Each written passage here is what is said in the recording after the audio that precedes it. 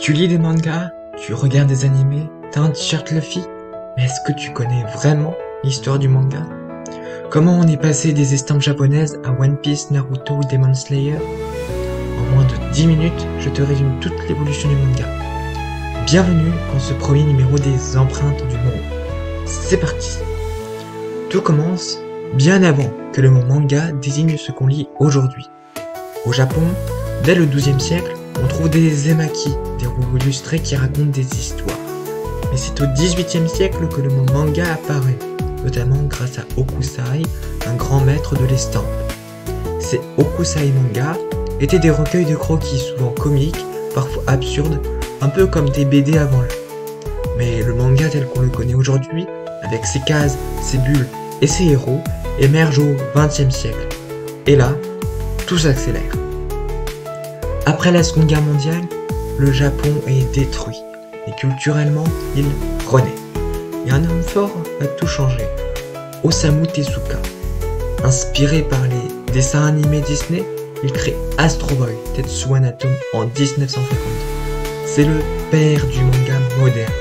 Découpage cinématographique, émotions fortes, grands yeux. Tezuka pose les bases du shonen, du shoujo et même du seinen. Grâce à lui, le manga devient un média de masse, accessible à tous, des enfants aux adultes.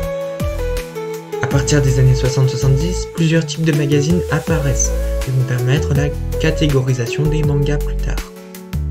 T'as le shonen, le shoujo, le seinen et même le shosei. En 1984, un certain Akira Toriyama lance un petit manga d'action appelé Dragon Ball. Et là, c'est le début de la légende. Le manga devient un phénomène mondial, surtout grâce à des magazines comme le Weekly Shonen Jump, véritable usine à hits, One Piece, Naruto, Bleach, etc.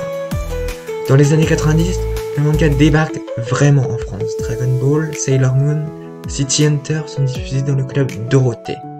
Au début, c'est critiqué, mal compris, mais les lecteurs s'y accrochent.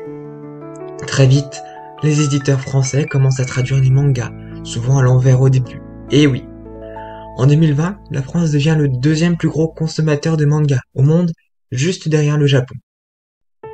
Aujourd'hui, le manga est partout, en librairie, sur Netflix, sur TikTok, même sur ton téléphone. Les titres comme Demon Slayer, Jujutsu Kaisen ou Chainsaw Man explosent les records de vente.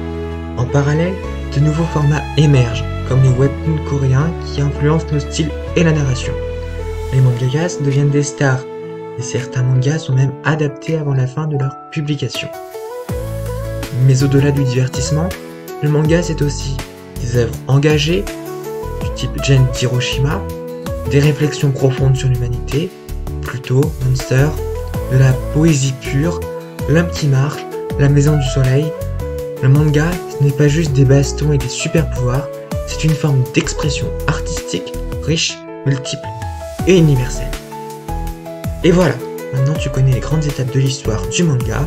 Si t'as aimé, abonne-toi, like, et dis-moi en commentaire c'est quoi ton premier manga et celui qui t'a le plus marqué.